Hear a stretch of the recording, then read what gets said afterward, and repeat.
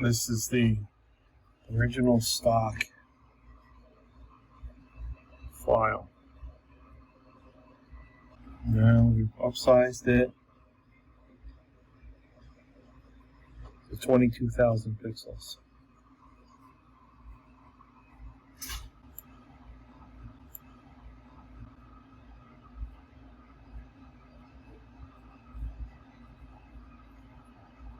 That's the eyelashes around the eye.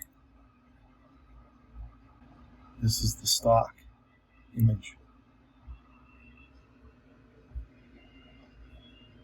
So this is a 40-60 shot from 4x5 film. And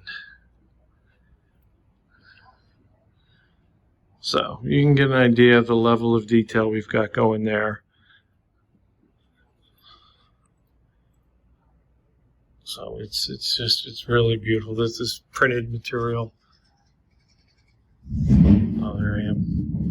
Art Wolf and me. And so, yeah, we're not messing around.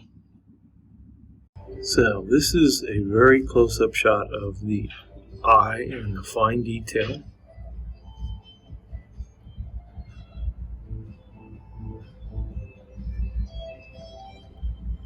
This was a very small stock image.